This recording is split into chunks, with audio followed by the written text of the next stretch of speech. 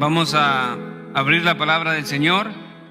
Le pido que abra su Biblia en el Evangelio de Juan. Hoy vamos a desviarnos. La semana que viene también vamos a desviarnos de Mateo.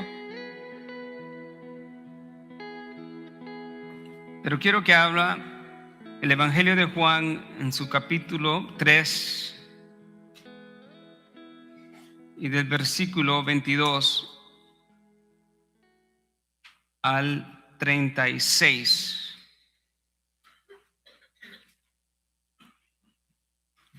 Si lo tienen, vamos a darle lectura. ¿Usted me sigue? Vamos a leer la palabra del Señor. El Evangelio de Juan, capítulo 3, versículo 22 al 36. Dice la palabra del Señor: Después de esto, Jesús vino con sus discípulos a la tierra de Judea y estaban allí con ellos y bautizaban. Juan también bautizaba en Enón, cerca de Salim, porque allí había mucha agua y muchos venían y eran bautizados, porque Juan todavía no había sido puesto en la cárcel. Surgió entonces una discusión entre los discípulos de Juan y un judío acerca de la purificación. Vinieron a Juan y le dijeron, esto fue a Juan el Bautista: Rabí, mira, aquel que estaba contigo al otro lado del Jordán, de quien diste testimonio, está bautizando y todos vienen a él. Juan le respondió: ningún hombre puede recibir nada si no le es dado del cielo. Ustedes mismos me son testigos de que yo dije, yo no soy el Cristo, sino que he sido enviado delante de él. El que tiene la novia es el novio, pero el amigo del novio que está allí le oye, se alegra en gran manera con la voz del novio, y por eso este gozo mío se ha completado. Es necesario que él crezca y que yo disminuya. El que procede de arriba está por encima de todos, y el que es de la tierra procede de la tierra y de la tierra habla. El que procede del cielo está sobre todos. Lo que él ha visto y oído, de esto da testimonio, y nadie recibe su testimonio. El que ha recibido su testimonio ha certificado esto, que Dios es veraz. Porque aquel a quien Dios ha enviado habla las palabras de Dios, pues él da el Espíritu sin medida. El Padre, esta aclaración en el versículo 35 y el versículo 36 es donde concluye el énfasis o la idea del mensaje. El Padre ama al Hijo y ha entregado todas las cosas en su mano. El que cree en el Hijo tiene vida eterna, pero el que no obedece al Hijo no verá la vida, sino que la ira de Dios permanece sobre él. Gloria a Dios. Parte tan fundamental para el Evangelio. El hombre no es el que está en el lugar para darle la oportunidad a Cristo. De acuerdo a este versículo, el hombre está bajo condenación. A este versículo 36, el hombre permanece bajo la ira de Dios. No es un hombre con autonomía de Dios, esperando tomar una decisión de si seguir a Cristo o no seguir a Cristo, o cuándo será el momento apropiado para seguir a Cristo. El hombre no está en ningún puesto de autoridad. Puede pensar que está sobre autoridad en algunos aspectos de su vida, pero la verdad es que en aquello que es lo más importante, que es la vida espiritual, lo que tiene relevancia para la vida eterna, no tiene voz ni voto.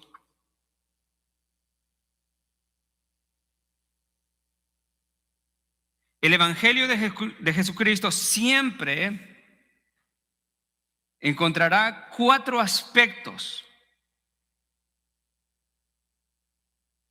que reflejan la realidad de la interacción de Dios con el hombre.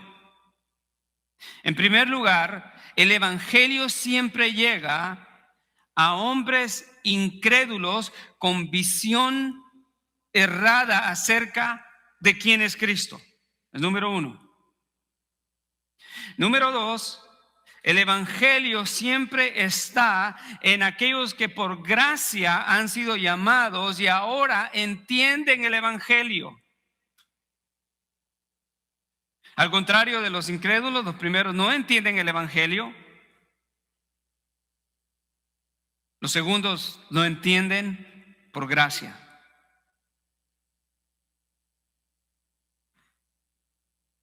Y en esa misma intersección de Dios con los hombres se encuentra la realidad de lo que la Biblia dice de quién es Cristo Jesús.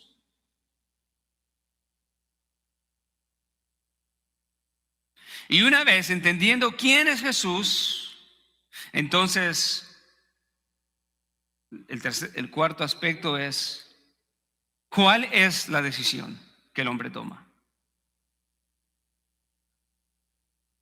El mensaje de hoy está titulado La decisión más importante.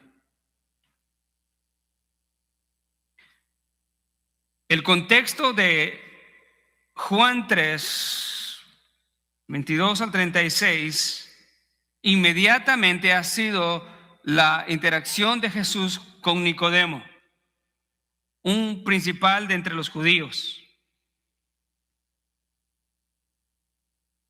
Jesucristo en esos versículos, en el encuentro con Nicodemo, declaró aquella verdad que dijo: en verdad les digo que el que no nace de nuevo no puede ver el reino de Dios.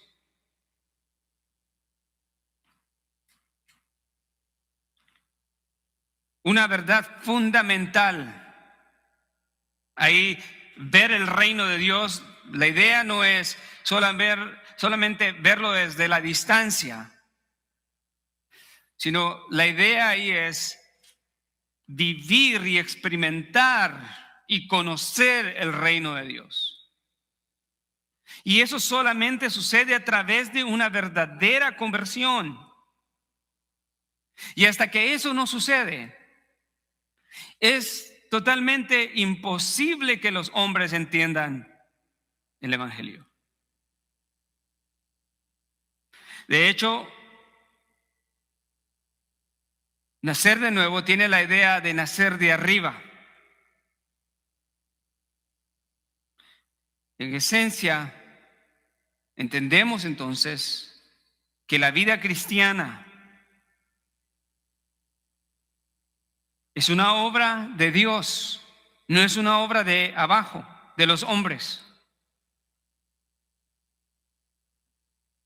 El hombre tiene una obra, pero esa obra es una obra de muerte y de destrucción, de incredulidad, de apatía hacia las cosas espirituales, vestida con ropas esplendosas de religiosidad.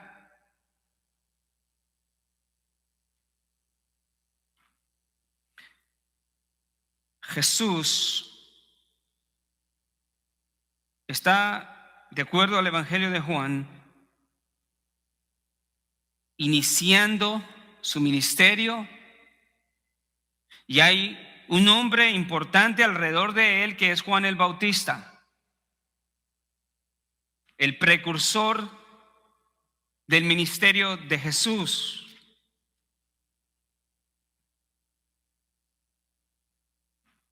El capítulo 1, versículo 6 nos dice quién era Juan el Bautista y nos dice todo lo que necesitamos saber acerca de Juan el Bautista, o lo más importante.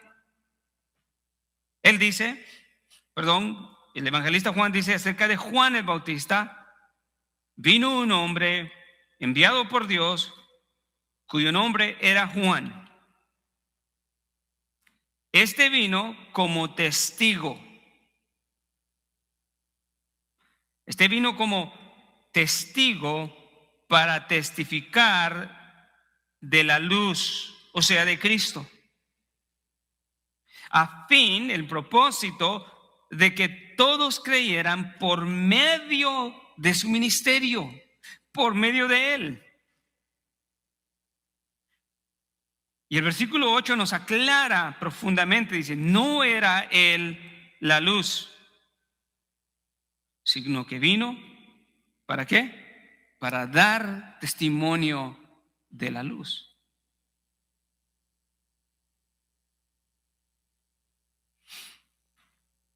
A Juan el Bautista lo seguían, lo consideraban un profeta, y algunos de entre los judíos pensaban que posiblemente era el Mesías, pero él negó ser el Mesías.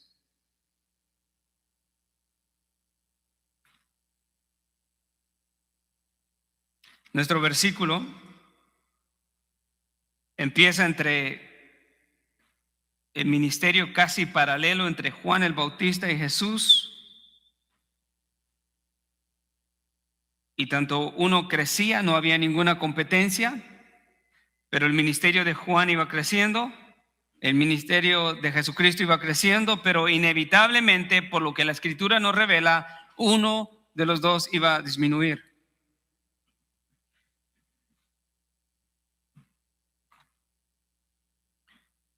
Y dice el versículo 22 que después de esto, después de lo que Jesús había estado hablando con Nicodemo, esto no necesariamente significa que fue la siguiente hora, fue seguido a eso. Jesús vino con sus discípulos a la tierra de Judea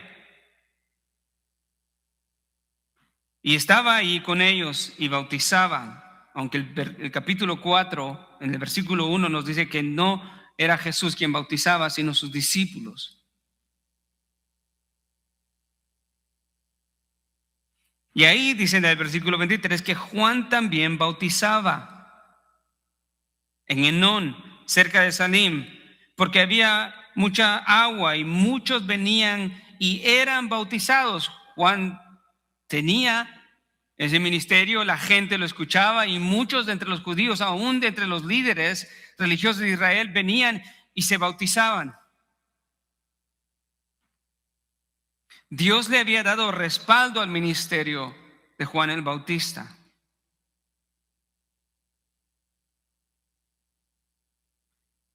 Y aquí el versículo 24 nos dice que Juan todavía no había sido puesto en la cárcel, porque sabemos que inevitablemente Juan fue decapitado y su ministerio acabó. Pero acá dice el evangelista: Juan todavía no había sido puesto en la cárcel.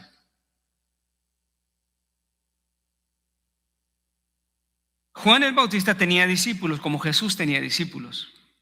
De hecho, muchos de los discípulos de Jesús habían sido discípulos de Juan el Bautista.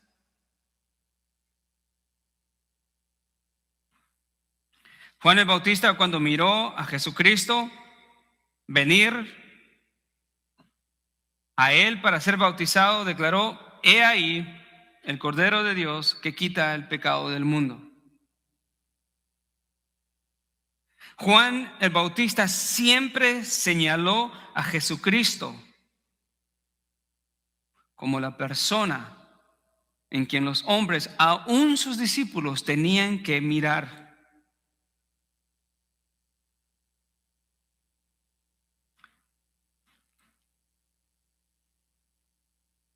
Jesucristo avanzaba en su ministerio. Juan señalaba a él diciendo esa declaración tan poderosa: he ahí el Cordero de Dios que quita el pecado del mundo. Juan no tenía ningún interés en permanecer en un ministerio. Toda la totalidad de su vida compitiendo con Jesucristo, sabía que tenía una misión y era dar testimonio acerca de la luz, acerca de Cristo Jesús. Pero sus discípulos no habían entendido eso. Sus discípulos todavía vivían en incredulidad. Tenían una visión humana, un entendimiento terrenal acerca de quién era Jesús.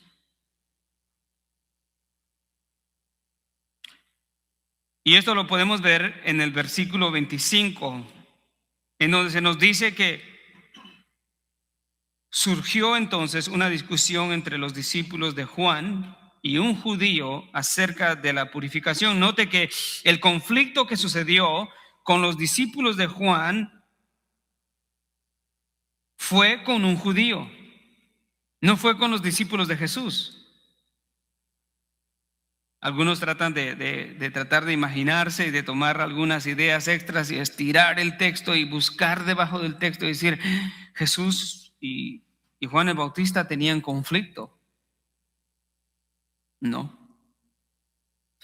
El texto claramente dice que esa discusión entre los discípulos de Juan y un judío fue acerca de la purificación. Los judíos eran realmente estrictos en cuanto a mantener sus ritos religiosos y sus prácticas.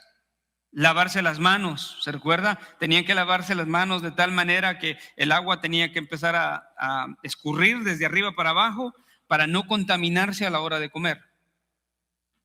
Se lavaban las manos seguido. De hecho, un judío era conocido como aquel que se lava las manos. Y no era higiene, sino era en realidad una práctica religiosa de purificación. Y era entendible que los judíos religiosos y los discípulos de Juan el Bautista tuvieran esta conversación, porque por decirlo de esta manera, el bautismo de Juan era como la antítesis de lo que ellos estaban haciendo. Y quizás entraron, el texto no lo dice, en discusión cuál es la purificación más adecuada para el hombre. Pero lea conmigo el texto. ¿Qué sucedió? La palabra del Señor dice que estos discípulos de Juan vinieron a Juan. Olvida a los judíos y se centra en la actitud de los discípulos de Juan el Bautista. Y le llaman maestro, rabí. Y nos llama la atención que no se enfocaron en los judíos, sino se enfocaron en ¿quién? En Jesús. Y le dice, rabí, mira aquel que estaba contigo al otro lado del Jordán, de quien tú diste testimonio, está bautizando y todos van a él. Uno se pregunta, ¿qué pasó con el conflicto con los judíos?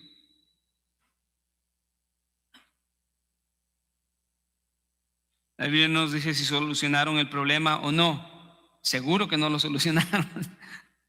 Pero expande en esta narrativa para explicarnos que los discípulos de Juan se dirigieron a él y lo que hicieron fue, de alguna manera, tratar de poner ellos en conflicto a Juan el Bautista con Jesucristo. Y entendiendo lo que de entrada el Evangelio de Juan nos dice, que Juan tenía como propósito no ser la luz, no era él la luz, sino que vino para dar testimonio de la luz para que todos creyeran en él.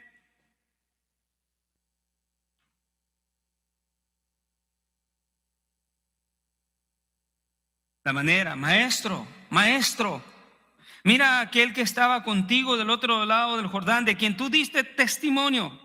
O sea, las palabras son escogidas.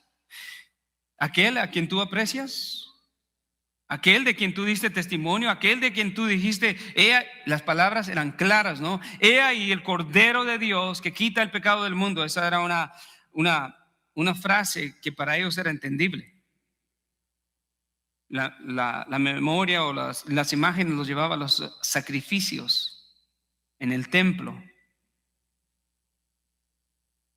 para el perdón de pecados.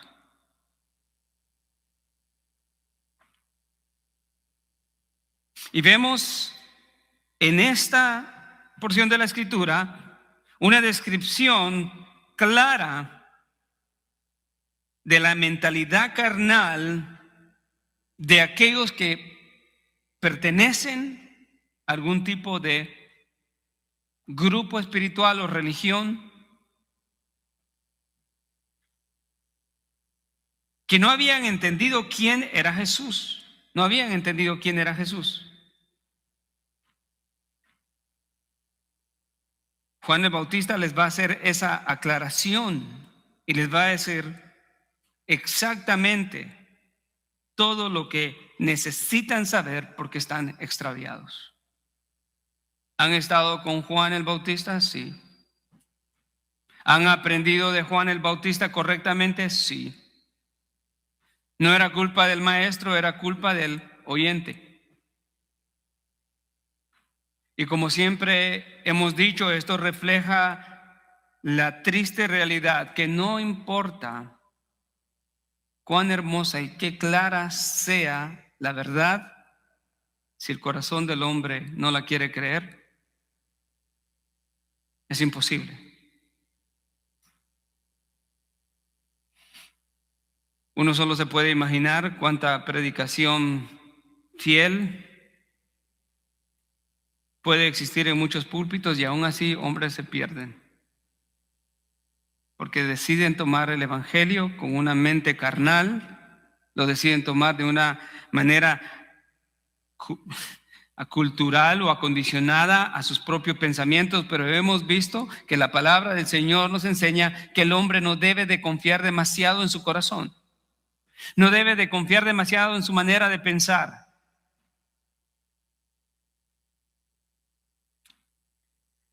Estos discípulos de Juan no solamente eran intencionales, pero no habían entendido quién era Jesús. Y la frase lo revela, es reveladora, porque dice, aquel que estaba contigo del otro lado del Jordán, de quien dice testimonio, está bautizando y todos vienen a él. ¿Cuál era el problema con ellos? Que toda la gente estaba yendo a Jesús. Ese era el problema. Y esto nos recuerda, ¿no? A veces del error que puede existir en ciertos círculos cristianos en donde las personas están compitiendo. O aquella iglesia tiene un templo para 5,000 personas. Yo quiero un templo de 5,000 personas. O aquella iglesia se está llenando de personas. No me agrada eso. Esa es una mentalidad carnal, incrédula y humana de ver la religión o ver el cristianismo. Perdón.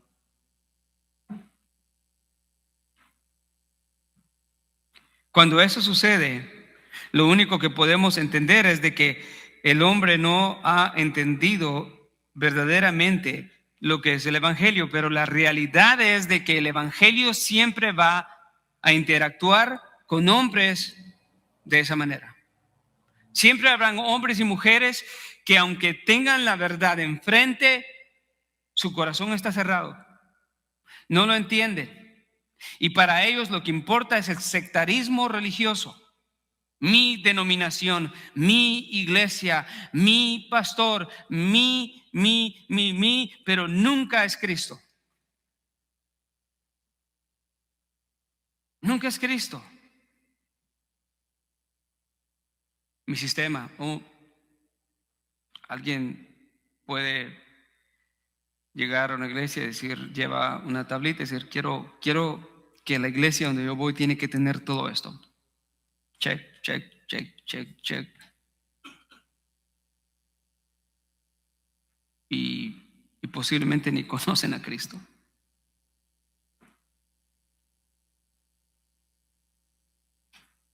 Juan el Bautista,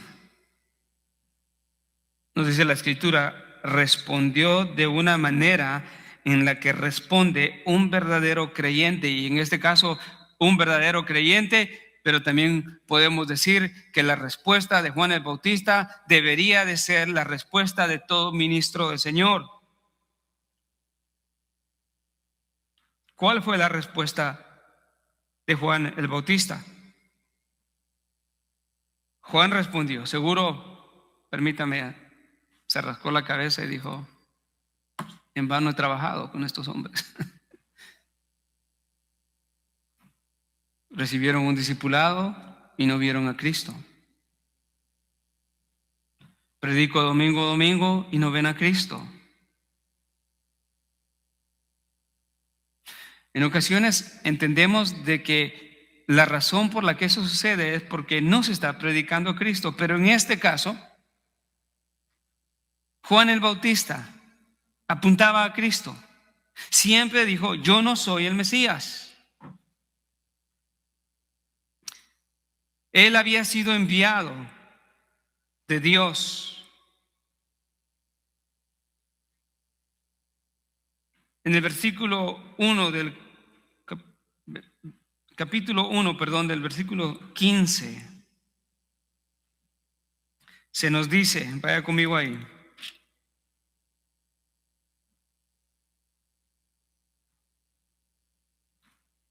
Juan dio testimonio de él y clamó, este era del que yo decía, el que viene después de mí es antes de mí, porque era primero que yo, pues de su plenitud todos hemos recibido gracia sobre gracia.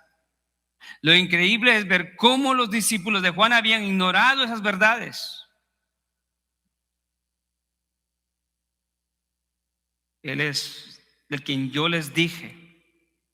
No era la primera vez que él les iba a decir lo que les va a decir. Él les había dado testimonio de que él no era. Vea el versículo 19 ahí mismo. Este es el testimonio de Juan. Cuando los judíos enviaron sacerdotes y levitas de Jerusalén a preguntarle, porque era un hombre extraordinario, era un hombre raro, no era el líder espiritual común, sino era todo lo contrario a ellos, y les llamaba la atención y quizás entraron en dudas. Queremos saber quién es este hombre, y lo tenían por profeta. Entonces, enviando hombres a él a preguntarle, ¿quién eres tú? Y él le contestó y negó, pero confesó, yo no soy el Cristo.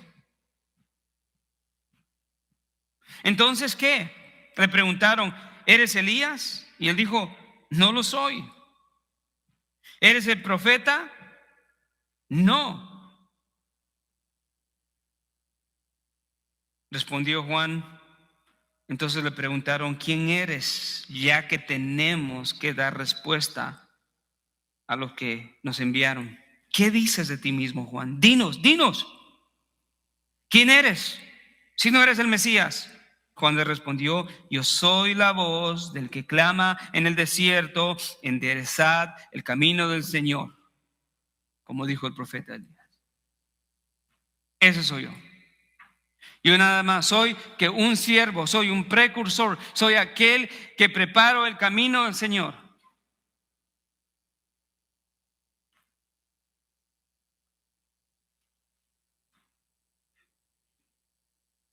No era algo nuevo para estos discípulos, pero Juan el Bautista ahora les tendrá que dar una aclaración de lo que es el entendimiento de Cristo y del mismo hombre para aquel que es creyente. El versículo 27 dice, en contraste al entendimiento carnal y humano de quienes Jesús, que no lo comprenden, lo ven como cualquier otro hombre. Juan le responde y le dice: ningún hombre puede recibir nada si no le es dado del cielo. Ustedes mismos me son testigos que yo dije: yo no soy el Cristo, sino que he sido enviado delante de él. El que tiene la novia es el novio, pero el amigo del novio que está allí le oye y se alegra en gran manera con la voz del novio, y por eso este gozo mío se ha cumplido. ¿Por qué? Porque es necesario que él crezca y que yo disminuya. Wow, qué ejemplo. Qué ejemplo de creyente era Juan. ¿Cuánto necesitamos aprender acerca de esta virtud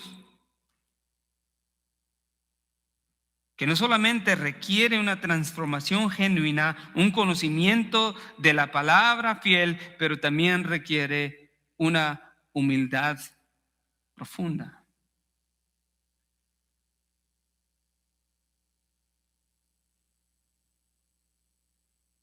Les aclara y les dice en el versículo 19: yo no soy el novio.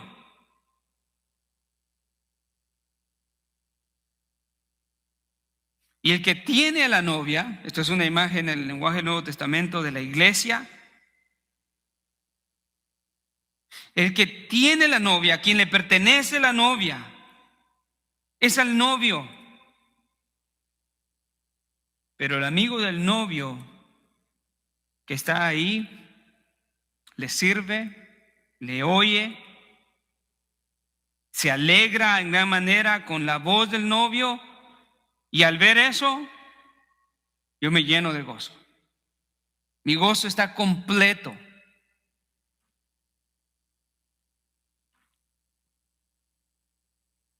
Es necesario, inevitable. Esa palabra se puede traer como algo que tiene que suceder. Es necesario, es inevitable que él crezca y que yo disminuya. Usted se imagina que los discípulos pensaban todo lo contrario. Jesús está bautizando y todos vienen a él. Hagamos competencia. Nos están quitando a la gente. Esa es la forma en la que muchos hombres carnales, no redimidos, ven la fe cristiana. Su enfoque está en el sectarismo, su enfoque está en su grupo, en donde se sienten mejor, quizás no es tanto la verdad, porque a estos hombres no les importaba la verdad, sino lo que les importaba es el grupo de personas con el que están. Es por eso que es un error buscar una iglesia, porque ahí tocan la música que a mí me gusta. Es que ahí tienen las amenidades que a mí me gustan. Y es que ahí va la gente que a mí me gusta. Y es que ahí predican el mensaje que a mí me gusta.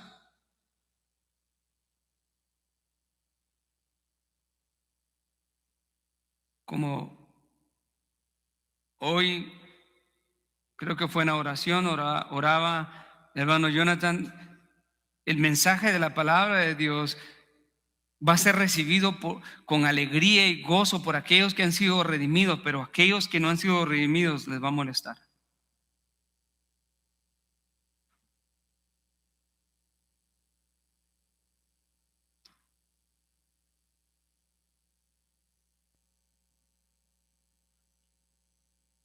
El amigo del novio tiene una sola responsabilidad. Estoy refiriéndose a él como el amigo del novio de Jesús. Preparar el camino, apuntar a todos: ¿eres Jesús? No, Jesús es él.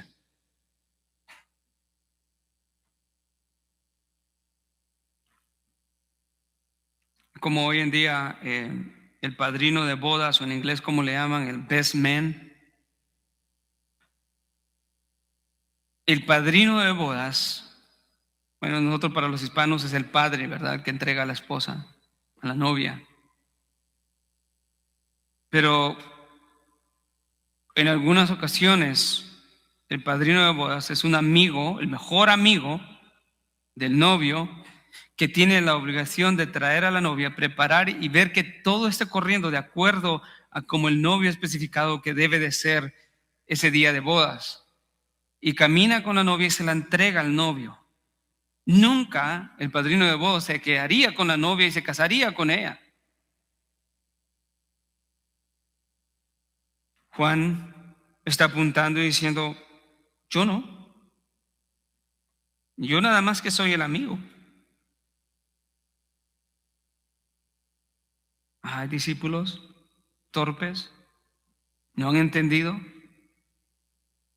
¿No han entendido que no soy yo el importante? ¿No han entendido que yo no soy dueño de nada? Que lo único que tengo es lo que Él me ha dado, porque ningún hombre puede recibir nada si no le es dado del cielo. Eso, hermanos, no solamente tiene una aplicación para los ministros, pero para cada creyente. Todo aquello que tenemos el gran privilegio de participar en el área de servicio que sea, es solamente posible porque lo hemos recibido de parte de Dios.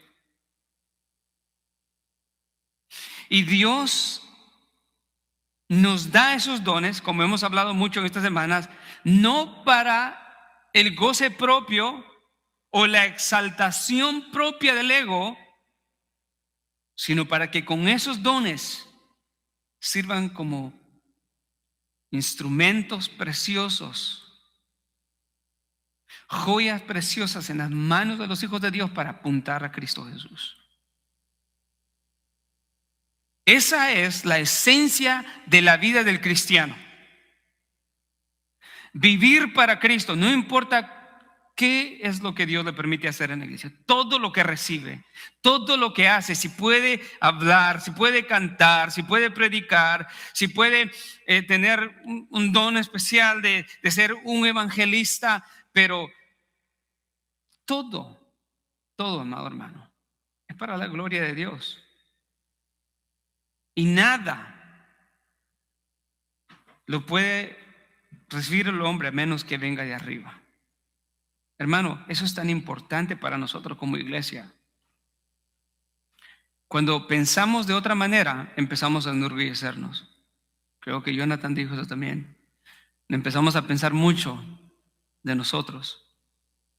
Es que sin mí no pueden hacer eso.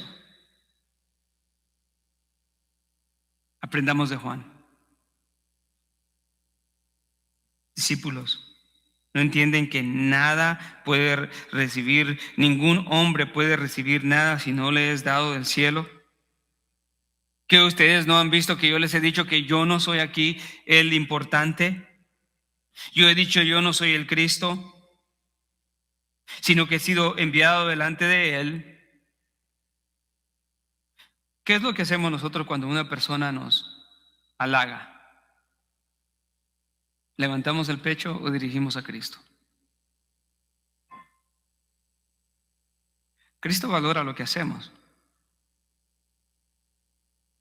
Él valora lo que hacemos porque refleja nuestra obediencia a Él y que le amamos. Mas sin embargo, la recompensa de Él hacia nosotros no es una posición de primer lugar, de excelencia, de admiración. ¿Sabe cuál es la recompensa de Dios para aquellos que le sirven a Cristo? Su presencia en comunión presente. Hoy en día nosotros tenemos lo que pudiéramos tener, lo que quisiéramos tener, lo máximo que pudiéramos tener es que lo mejor que Dios nos da. ¿Y qué es lo que Él nos da? su presencia, comunión. Por eso podemos llamarle Padre. Por eso podemos llamarnos sus hijos. Podemos venir a Él en oración. Podemos acudir a Él en tiempo de tribulación, en tiempo de angustia, de enfermedad, en tiempo de soledad. No, todo. ¿Por qué? Porque no estamos solos. Él está con nosotros. La recompensa para el cristiano no es una recompensa futura. Sí es futura y escatológica. ¿Por qué? Porque estaremos en la presencia de Él para siempre. Pero esa verdad no quiere decir que Él no está en medio de nosotros. ¿Alguien recuerda un texto? Y yo les enviaré a otro consolador. Y Él estará con ustedes y morará en ustedes. ¿Cómo podemos intercambiarnos un puesto o una admiración? Y vamos a decir que no hay nada de malo que la gente halague, que agradezca, pero sin embargo debemos siempre de entender que la gloria de Dios y que todo lo que hacemos como hijos de Dios le pertenece a Él. Eso refleja un entendimiento de los creyentes. Y cuando un creyente piensa de esa manera, ¿sabe qué es lo que hace? No solamente dirige la gloria al lugar correcto, pero también sabe que lo que hace es importante porque dirige gloria al lugar correcto. Dirige gloria al lugar correcto. Entonces no va a hacer lo que hace con mediocridad. No va a tratar de llamar la atención a él o a sus habilidades para resaltar. Esta clase de actitud como la de estos discípulos es una actitud que va en contrariedad a lo que Mateo 5:3 dice de la bienaventuranza de aquellos que son pobres de espíritu. Porque ellos, ¿qué? De ellos ellos verán el reino de Dios.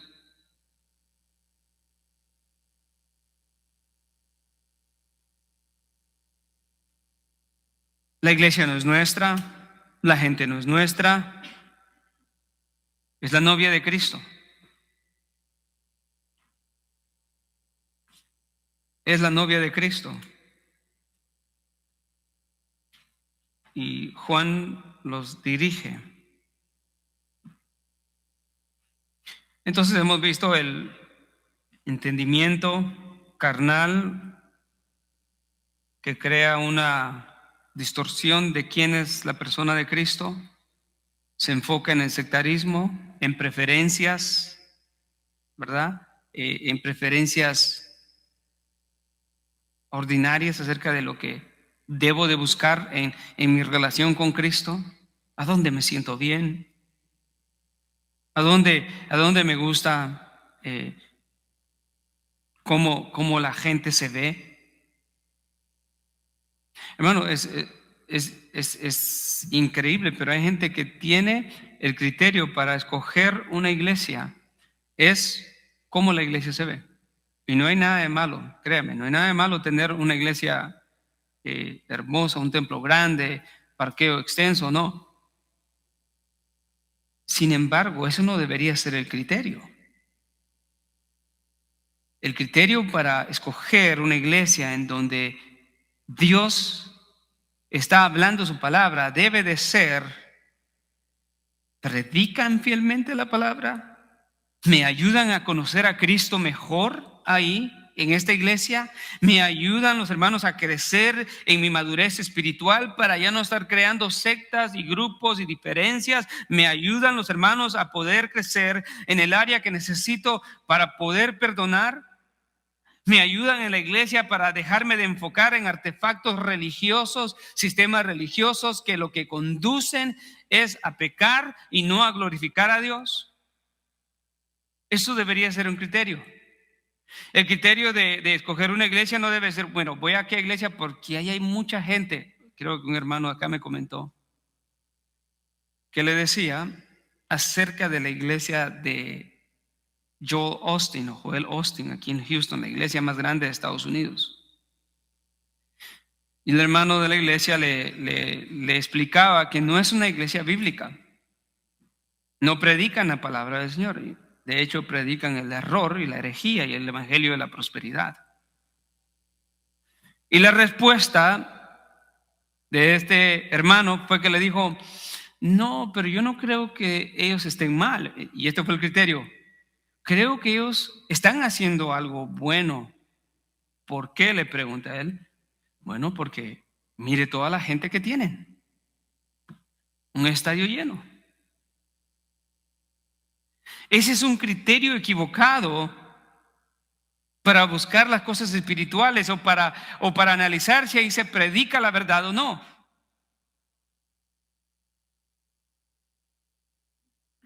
Esa es la mentalidad carnal. Pero Juan el Bautista, ¿qué? Dijo: están equivocados. Los hombres no tienen nada, y si lo tienen, lo han recibido. Y si lo han recibido, ¿sabe qué es lo más trágico? Que hay hombres y organizaciones que difícilmente podríamos llamar iglesias cristianas, que tienen tantos recursos y decir, wow, ¿qué no podrían hacer? Pero deciden perseguir productos religiosos incapaces, temporales, emocionalismo, engaño, y todo eso es ineficaz.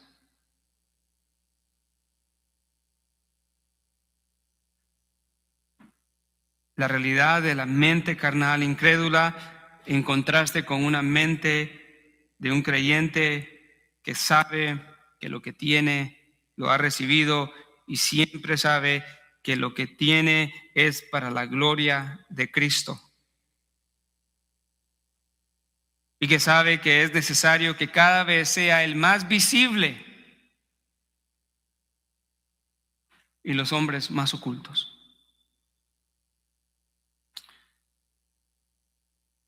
En la providencia del Señor creo que a veces me permite ver estas cosas. Me asombro, pero no me asombra de, pues, wow, que no sabía esto, pero me asombro de lo constante que se ve esto.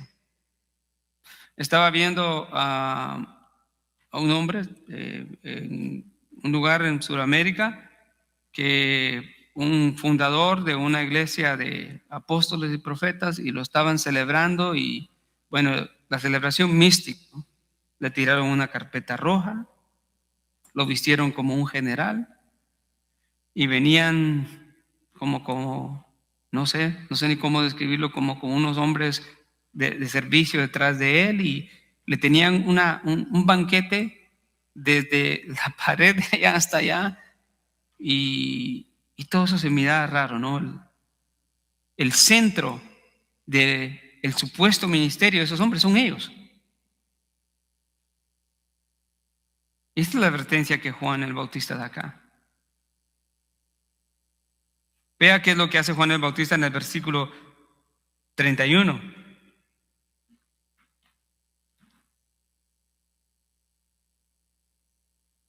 Empieza a aclararles y les declara la verdad de la naturaleza divina de Jesucristo. Si hasta este momento los discípulos no habían entendido, no les había caído el 20 de quién era Jesús, y si las palabras que él les había dicho, que él no tenía nada sino solo lo que se le había dado de arriba, y que era necesario que Cristo creciera, ahora les dice, él procede de arriba. El que procede de arriba está por encima de todos. Y él está, no, perdón, y el que es de la tierra procede de la tierra y de la tierra habla. Dos cosas importantes. Juan les da el testimonio y le dice, Cristo procede de arriba y está por encima de todos. En cambio, yo procedo de la tierra y de la tierra hablo.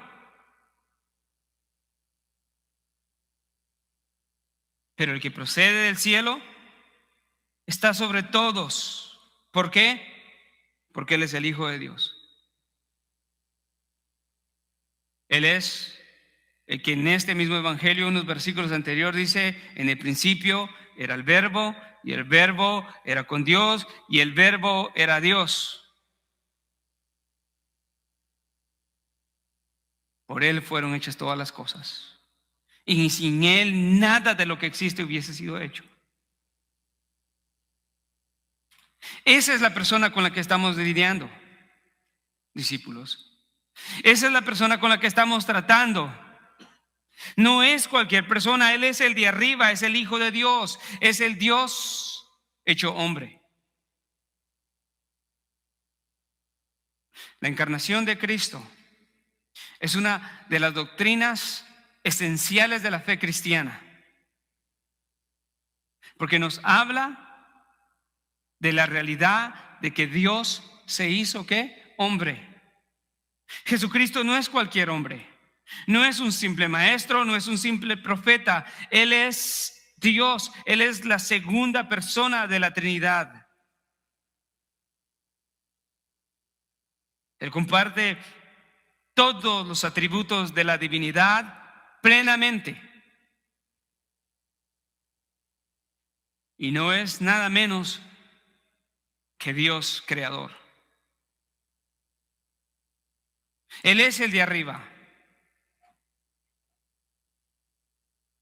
Yo soy de abajo, de la tierra, y hablo cosas terrenales, pero Él procede del cielo. Como que aclara, ¿no? Si por acaso no entendían con lo que estaba significando arriba, ahora dice el cielo. Él procede del cielo y está sobre todos. Y el versículo 32 dice: el que ha visto lo que Él ha visto, lo que Él ha visto y oído, de eso da testimonio.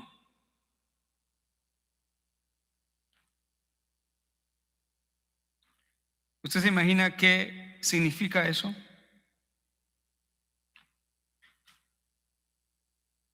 Es una declaración maravillosa. Ese es el nivel de exaltación de Cristo, que Él conoce lo más profundo de Dios. Él conoce los propósitos de Dios. Y Él habla lo que ha visto y lo que ha oído.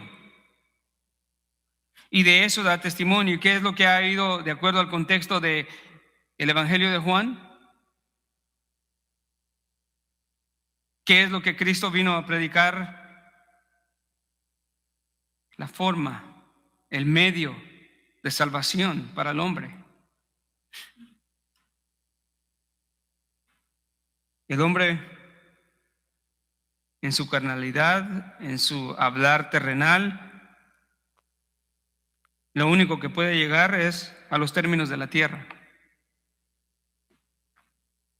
Puede llegar a equiparar el Evangelio con sanidad.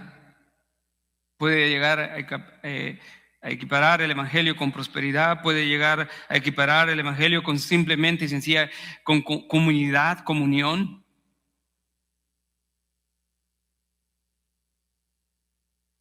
Con una práctica religiosa. Pero esa no es la visión de Dios.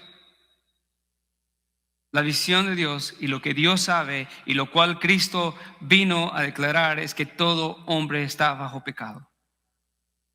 Y por eso necesita un redentor.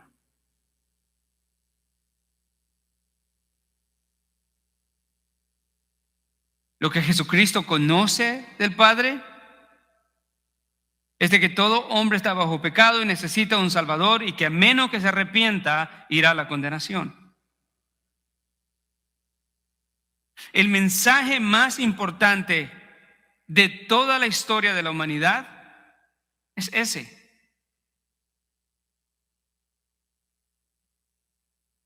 No solamente que describe el estado del hombre, pero describe la solución que Dios ha provisto en Cristo Jesús.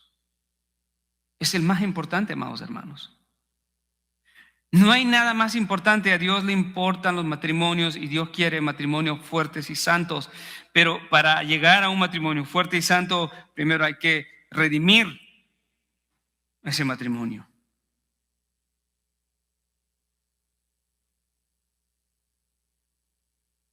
A Dios le interesa todo lo que nosotros hacemos como su iglesia. Pero por encima de todo eso está la obra perfecta que Él ha hecho en cada uno de nosotros por nuestra fe en Cristo Jesús.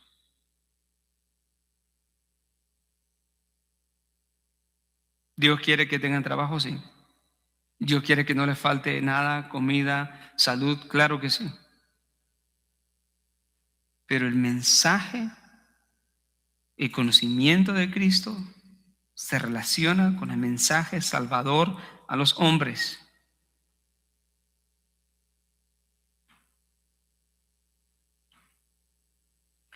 En el contexto de esto vemos que Jesucristo mismo dijo, después de las palabras con Nicodemo, salieron de su boca aquellas palabras, porque de tal manera amó Dios al mundo, que dio a su Hijo unigénito, para que todo aquel que en Él cree no se pierda, mas tenga vida eterna. De verdad digo que el que no naciere de nuevo no verá el reino de Dios. Yo soy el pan de vida. Yo soy el agua viva. Yo soy el camino, la verdad y la vida, y nadie llega al Padre si no es por mí. Una visión opuesta a lo que el hombre piensa, ¿no? Terrenal.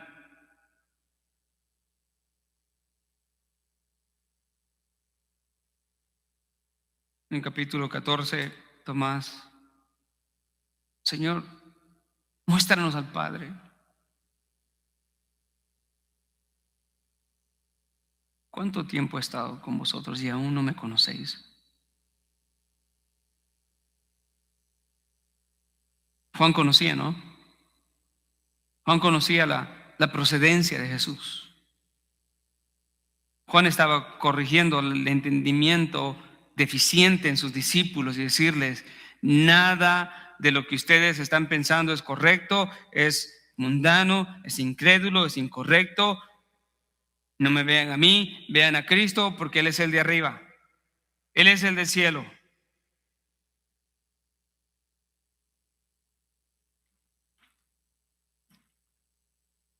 Lo que Él ha visto y oído, de eso da testimonio. Y lo triste del caso, amados hermanos, es de que nadie recibe su testimonio. El mensaje más importante para la humanidad se recibe en incredulidad y se desprecia, como los discípulos lo estaban haciendo, los discípulos de Juan el Bautista. El mensaje salvador de Jesucristo se recibe en esa intersección de incredulidad, pero la obra maravillosa de Dios por su gracia salva a unos. Les abre el corazón y el entendimiento, regenerándolos por la obra preciosa del Espíritu Santo. ¿Y sabe cuál es la evidencia de que un hombre ha sido regenerado y despertado de la muerte espiritual? ¿Sabe cuál es el primero? Que reconoce sus ofensas y sus pecados delante de Dios. Y reconociendo su pecado,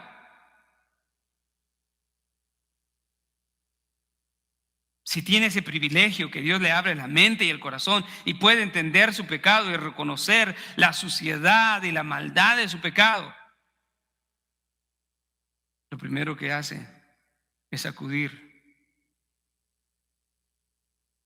a aquel que perdona pecados.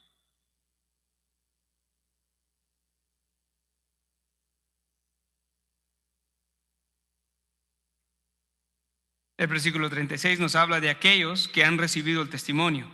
porque hay unos que reciben el testimonio.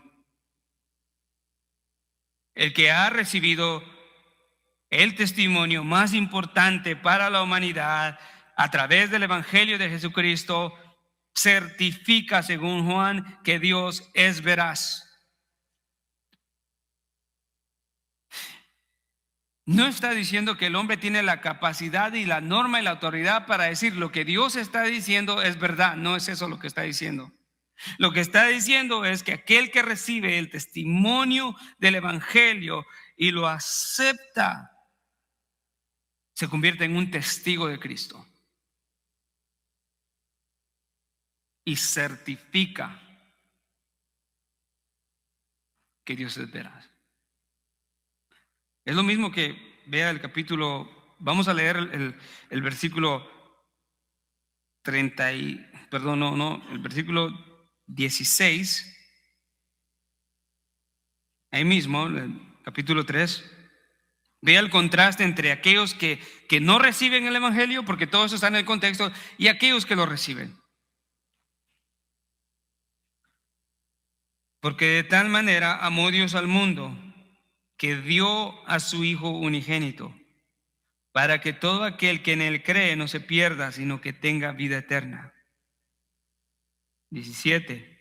Porque no envió a su Hijo al mundo para juzgar al mundo, sino para que el mundo sea salvo por él. La idea de que Dios no envió a su Hijo al mundo para juzgar al mundo, sino para ofrecer el regalo precioso de la vida eterna. ¿Habrá un día para el juicio? Sí, habrá un día para el juicio, como lo hemos estado viendo en Mateo. Pero en su ministerio y en este tiempo de la gracia, el Evangelio está dando la oportunidad para que aquellos incrédulos no se pierdan, sino que Dios quiere que el mundo sea salvo por él. Vea el contraste entonces entre aquellos que reciben y no reciben. El que cree en él, que no es condenado, pero el que no cree ya ha sido condenado. La condenación no es escatológica tampoco. Así como los creyentes son los recipientes de esa realidad preciosa de la comunión y la presencia de Dios en ellos, así aquellos que están sin él están en aquella condición presente de condenación. El que cree ya ha sido condenado, dice la escritura más adelante. El que cree no es condenado, pero el que no cree ya ha sido condenado. ¿Por qué? Porque no ha creído en el nombre del unigénito Hijo de Dios. Por eso es la necesidad de proclamar el Evangelio. Esta es la imagen que le puedo dar. El hombre sin el Evangelio, que no cree en Jesús, se ve parado en tierra firme, seguro. Pero lo que la Biblia dice es de que está pendiendo de un hilo en un precipicio de condenación. Y a la hora que Cristo vino, llega a ese precipicio y ofrece el Evangelio, y el hombre decide rechazarlo, irá a una inevitable condenación. Muchos tienen la idea que la condenación es escatológica. No, la condenación es presente. Y por eso que el vocabulario de la palabra de Dios es que Cristo vino a salvar lo que se había perdido.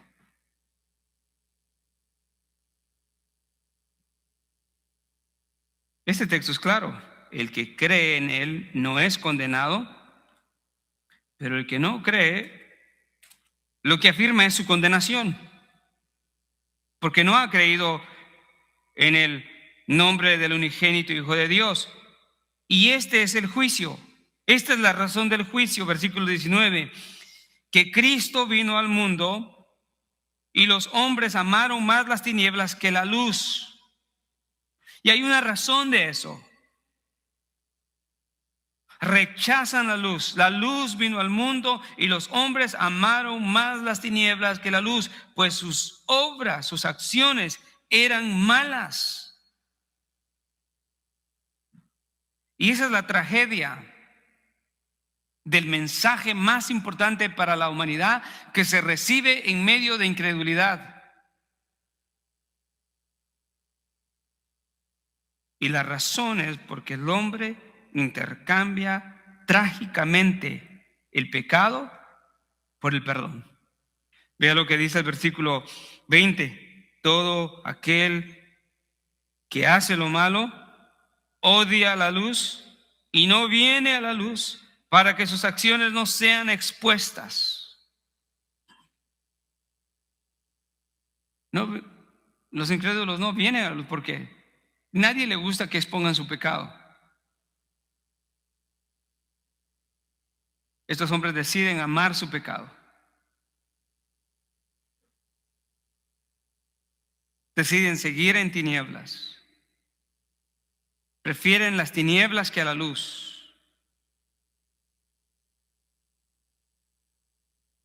Para que sus obras malas no sean expuestas. Pero qué terrible, hermano, es entender que todo aquel que hace lo malo no viene a la luz, porque sus obras son malas. La vergüenza, el placer,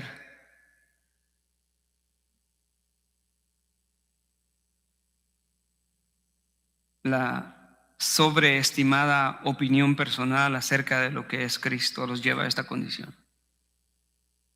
Sin embargo, el versículo 21 nos dice, en cierta manera nos describe lo que Juan está haciendo.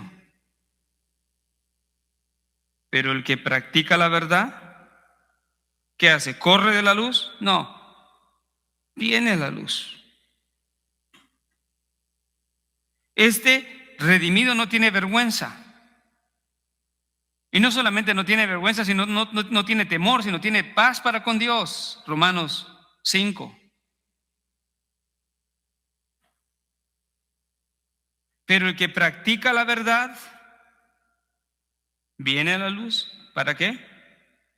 Para que sus acciones sean manifiestas, que han sido hechas en Dios.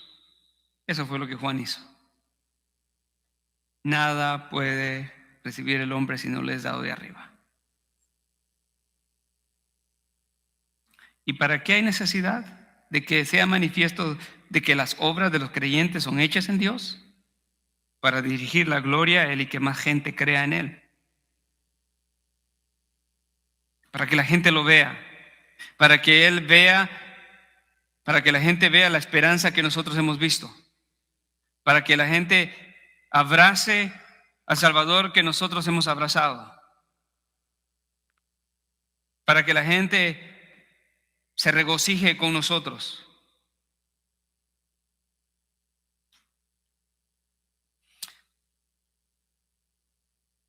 Hay quienes reciben el mensaje y quienes no.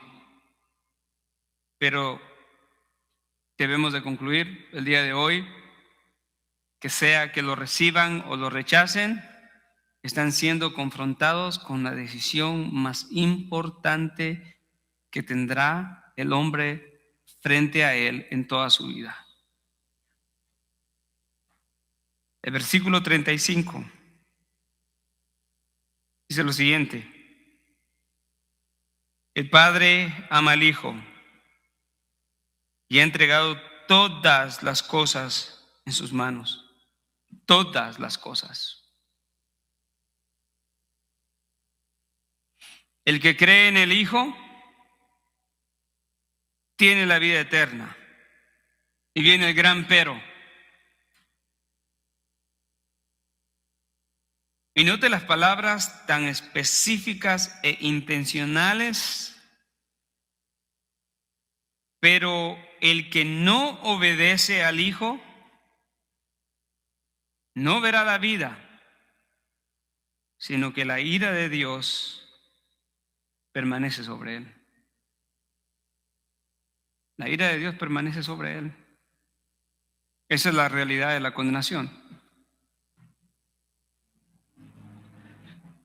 Hoy en día, en nuestras ciudades, en nuestras calles, en nuestro vecindario, en nuestros lugares de trabajo, hay personas que están caminando en este estado en donde se les puede describir que la ira de Dios permanece como ellos y los persigue a donde van. Efesios 2 dice de los cristianos que lo mismo éramos nosotros que los demás, hijos de ira, pero ahora en Cristo hemos sido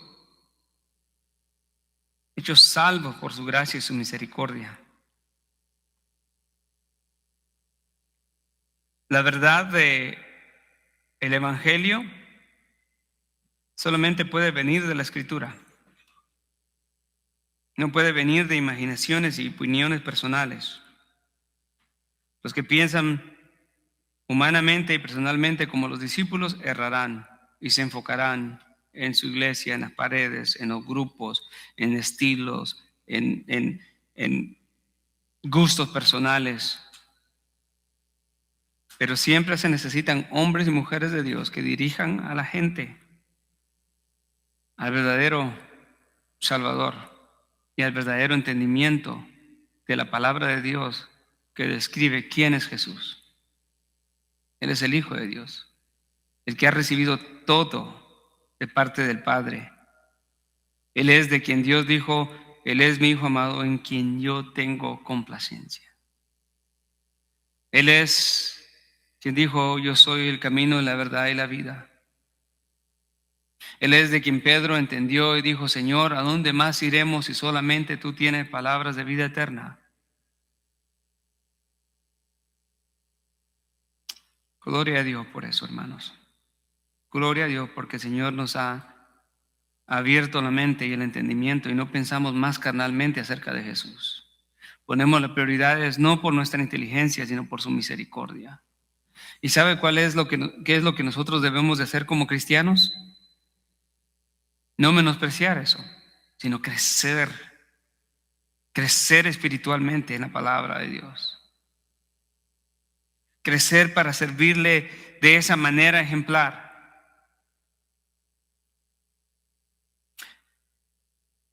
En el capítulo 12 de Juan, versículo 20 al 26, se describe que todos aquellos que siguen a Cristo tienen que morir. Porque Cristo murió para que muchos fueran salvos y ahí la salvación se equipara a morir al mundo.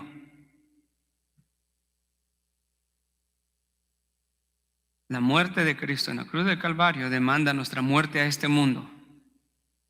Demanda la muerte a nuestros deseos, a nuestros propósitos. Y qué bonito es escuchar eso, hermano. Qué bonito es tener una convicción así de grande. Es decir,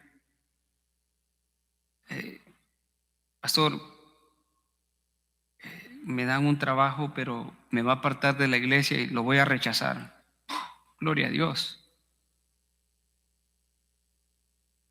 Pastor, tengo que dejar este trabajo porque hay mucha influencia ahí que no me acerca a Cristo, sino me aleja de Cristo. Oh, gloria a Dios.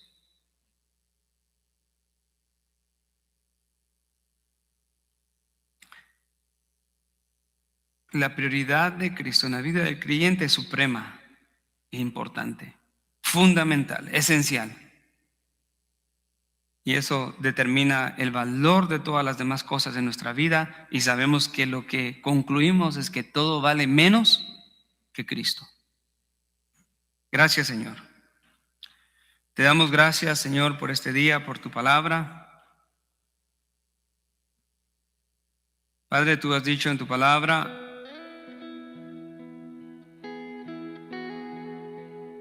que nosotros, Señor,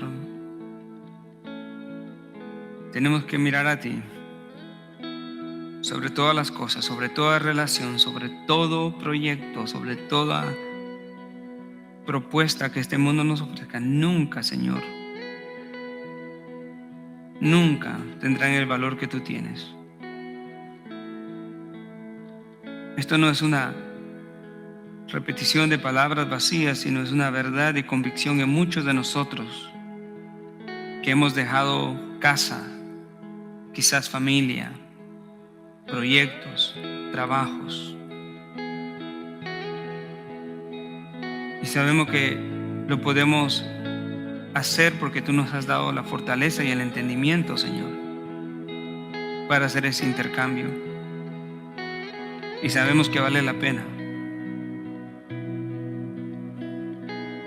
Gracias, Señor, por tu favor, fortaleza y merecida gracia sobre nosotros. En el nombre de Cristo Supremo. Amén.